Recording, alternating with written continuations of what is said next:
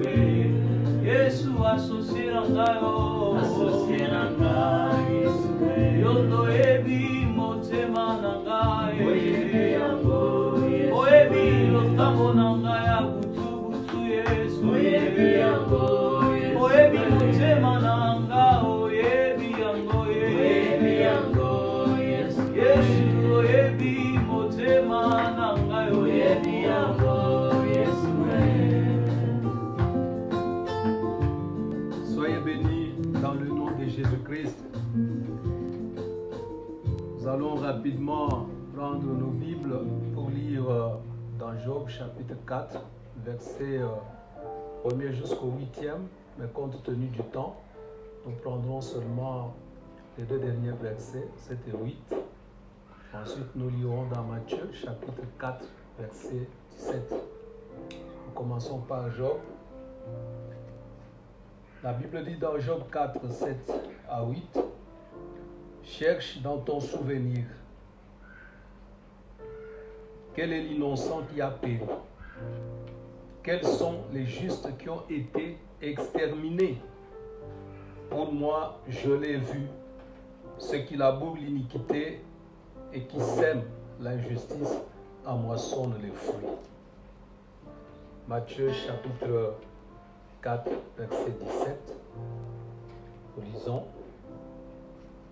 Dès ce moment, Jésus commença à prêcher et à dire « Repentez-vous car le royaume des cieux est proche. » Parole du Seigneur. Amen. Bien-aimés, nous vous saluons dans le nom de Jésus. Notre thème de ce jour s'intitule « Souffrance comme châtiment de Dieu ». Souffrance comme châtiment de Dieu. Nous avons dit que l'homme peut souffrir parce que Dieu veut réaliser ses plans. L'homme peut souffrir lorsque Dieu veut faire éclater sa gloire. L'homme peut souffrir lorsque Dieu utilise la souffrance comme un moyen pour enseigner l'homme, pour le former. Mais l'homme peut aussi souffrir à cause de ses péchés. Et c'est ça notre problème de ce jour. Et ça, cette idée émane de trois amis de Job qui voient dans la souffrance la conséquence du péché ou la conséquence d'une faute particulière commise par quelqu'un. C'est vrai, bien-aimés dans le Seigneur, si nous péchons et gardons les péchés non confessés, Dieu nous châtie. Et le châtiment peut être rigoureux au point d'entraîner la mort. En Afrique, l'homme ne meurt pas à cause de ses péchés. Il y a toujours un sorcier derrière. Mais sache aujourd'hui que tu peux être sorcier de ta propre vie à cause de tes péchés. Et du coup, les péchés t'exposent devant Dieu ou devant le châtiment de Dieu. Voilà pourquoi nous devons savoir que Dieu peut nous châtier pour plusieurs raisons.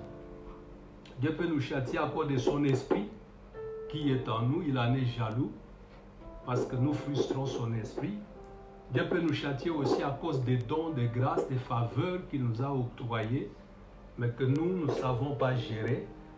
Dieu peut nous châtier aussi à cause de l'œuvre de la croix qui est foulée aux pieds.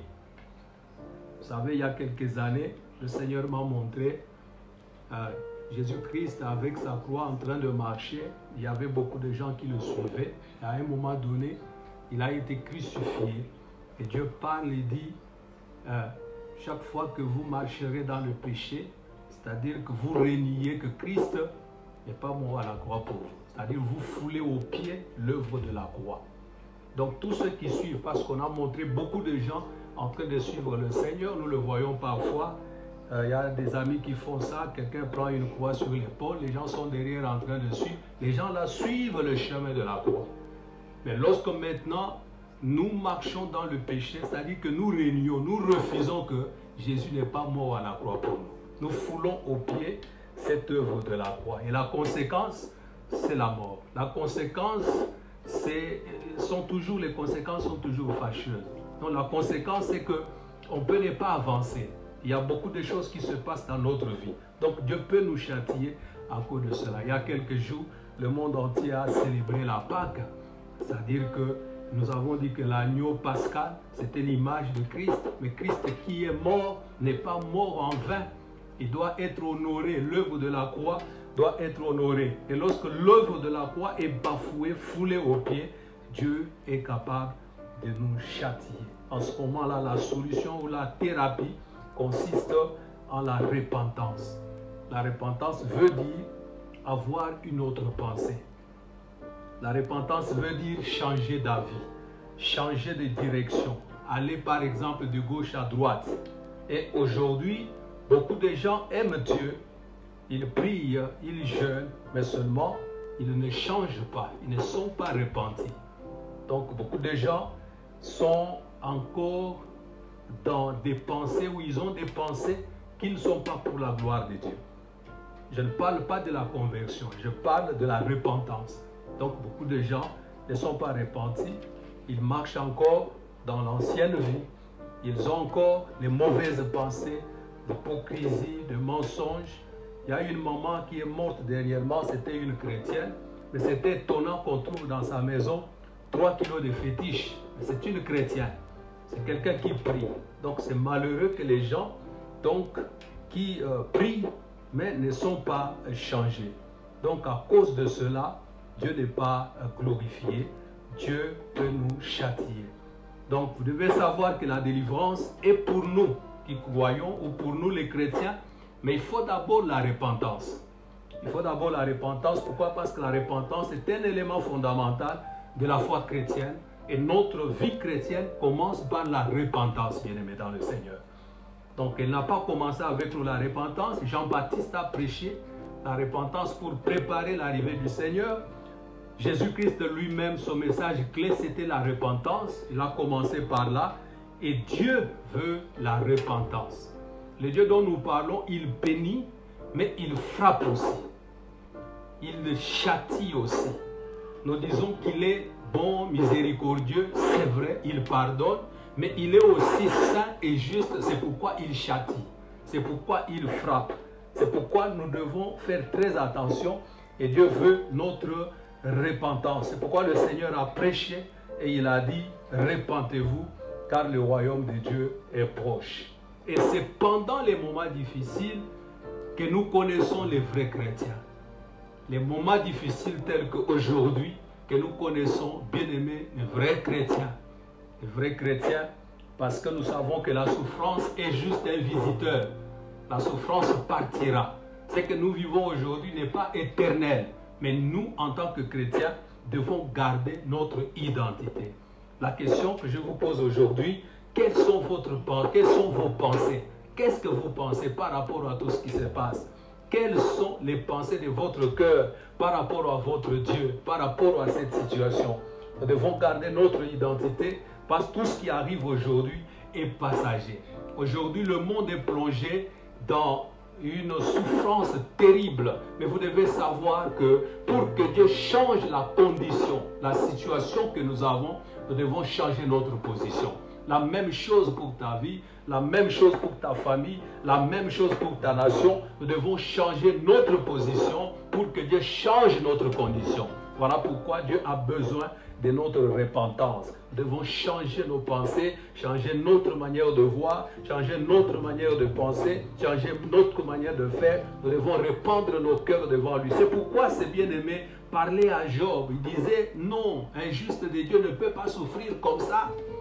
Toi, tu as fortifié les gens, toi, tu as parlé aux gens. Maintenant, c'est ton tour. Comment tu peux devenir faible comme ça? Comment tu peux être affaibli comme ça? Donc, ce n'est pas possible. Fouille dans ta vie. Regarde bien. Est-ce que tu n'as pas fait quelque chose qui n'a pas glorifié le Seigneur? Et Job était en train de regarder. Évidemment, la vie de Job, le combat de Job était un combat de foi. Ce n'était pas à cause du péché. Mais ici, nous voyons que Dieu est capable de nous châtier à cause du péché. Et par rapport à tout ce qui se passe dans le monde, il est important que nous puissions nous repentir. Et comme nous sommes dans nos maisons, nous sommes dans nos familles, il est temps de revenir en nous-mêmes, bien-aimés dans le Seigneur, de regarder. La Bible dit au jour de bonheur, et soyez dans la joie, mais au jour du malheur, réfléchissez. Regardez bien dans votre vie. Ne regardez pas votre vie par rapport à quelqu'un d'autre, par rapport à vous-même. Vous êtes devant votre Dieu. Qu'est-ce que vous avez fait? Qu'est-ce que vous avez connu, qu'est-ce que vous avez réalisé qui n'a pas glorifié le Seigneur? Et repentez-vous. Nous voulons que Dieu change notre situation. Dieu change la situation de nos familles. Dieu change la situation de nos vies, de nos nations. Nous voulons répandre vraiment nos cœurs devant le Seigneur. La Bible dit dans Ésaïe chapitre 59, verset 1 à 2, que la main de l'Éternel n'est pas trop courte pour sauver. Son oreille n'est pas dure pour entendre. Je sais que beaucoup de gens prient, beaucoup de gens crient, beaucoup de gens jeûnent, mais regardez aussi nos cœurs. Regardez aussi, la Bible dit, sa main n'est pas courte pour sauver. Son oreille n'est pas dure pour entendre. Ce sont nos péchés seulement qui mettent une séparation entre Dieu et nous et qui l'empêchent de nous écouter. En d'autres termes, si nous prions et que nous ne changeons pas l'état de nos cœurs, Dieu ne peut pas exaucer nos prières. La Bible dit, rien ne peut nous séparer de l'amour de Dieu manifesté en Christ, mais je vous dis qu'une seule chose est capable de nous séparer de Dieu, c'est seulement le péché. C'est pourquoi nous devons nous repentir, bien-aimés. Nous devons changer de vie. Nous devons regarder nos vies par rapport à notre Dieu. Il est saint. Il a dit à Moïse, dit au peuple de Dieu que moi je suis saint. Moi qui vous appelle, je suis saint. Donc nous devons regarder nos vies. Nous devons nous repentir sincèrement, c'est-à-dire changer, bien-aimés, dans le Seigneur. La conversion, c'est bon. Nous sommes déjà dans les communautés, dans les églises. Mais changer de vie, ça c'est autre chose. Nous devons changer. Pendant que nous sommes déjà des chrétiens, des croyants, nous sommes déjà des gens qui travaillons pour le Seigneur, nous devons changer. Nous qui élevons nos voix tous les jours, nous devons changer. Nous devons abandonner ce qui est mauvais. Aujourd'hui, ce qui se fait parfois dans les milieux des chrétiens, c'est même honteux. Il y a des choses qu'on ne peut même pas dire. Mais nous connaissons nos vies, nous connaissons les vies, tout ce qui se passe dans le monde. Il est temps que nous puissions, pendant ce temps, par la grâce de Dieu, que chacun de nous revienne et se tienne devant la face de son Dieu. C'est Dieu qui est bon, qui est merveilleux. Il est notre Père. Il est capable de nous pardonner, de nous purifier, de nous accepter tels que nous sommes. La Bible dit, n'a jamais souhaité la mort du méchant, mais il veut toujours que le méchant se repente, pratique la justice et vive. Dieu veut que nous puissions vivre. C'est pourquoi, bien-aimé dans le Seigneur, pendant ces quelques minutes, tu vas élever ta voix pour prier et tu vas répandre ton cœur devant le Seigneur et tu vas prier, continuer de prier pour que cette période, nous voulons que jusqu'à la sortie de cette crise, que nous puissions vraiment libérer nos cœurs, que nous puissions faire la paix avec notre Dieu, avec notre prochain, que nous puissions répandre nos cœurs devant le Seigneur pour dire ce que nous avons fait, ce qui n'a pas plu au Seigneur. Que Dieu nous pardonne, que Dieu pardonne nos familles, que Dieu pardonne nos maisons, que Dieu pardonne nos vies, que Dieu nous pardonne nos nations, que Dieu pardonne le monde, parce que Christ est mort à la croix pour le monde entier. La Bible dit, Dieu a tant aimé le monde qu'il a donné son Fils unique afin que quiconque croit dans lui ne périsse pas, mais qu'il ait la vie éternelle pour le monde. Que Dieu accorde sa grâce au monde entier, à ta famille, à ta nation, à ta vie, au nom de Jésus-Christ. Pour ta grâce. Merci pour ton amour à nous. Les compatissants, miséricordieux, méchants, bonté, ton c'est pas nous qui t'avons aimé, c'est pas nous qui t'avons cherché. Toi, tu nous as cherché au moment où nous étions ennemis de Dieu, ennemis de la vie. Mais ton amour a pu nous localiser dans le péché, dans les coutumes et traditions que nous étions, Seigneur. Par ta grâce, nous voici devenus des enfants, des serviteurs. Yahweh, ce jour, nous allons encore implorer ta grâce. C'est tout ce qui se passe dans ce monde aujourd'hui. Et le péché, le manquement des uns des autres, de ta grâce, nous sommes ne vois pas, Seigneur, le péché de ton peuple. Accorde-nous l'œuvre accomplie par Christ à la croix de Golgotha. Vois le sang qui avait coulé, nous racheter, nous purifier, nous sanctifier. Yahweh, de pardonner nos péchés, de pardonner nos vies, de pardonner nos imperfections et nos manquements.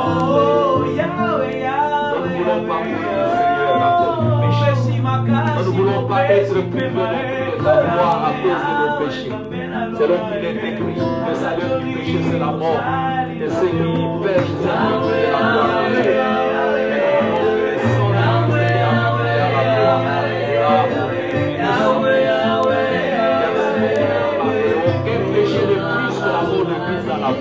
Aucun péché n'est plus que l'œuvre accomplie par Christ à la croix. Yahweh, que ta grâce repose sur ton cœur. Merci pour le pardon de péché. Merci pour ta compassion pour tes vies. La Bible déclare que toutes compassions ne sont pas épuisées et pour ne sont pas l'heure d'elles. Chaque jour, chaque matin, pour chaque jour. Nous croyons que nous croyons ta grâce. Ta grâce soit le partage de nos familles, le partage des relations, le partage du monde.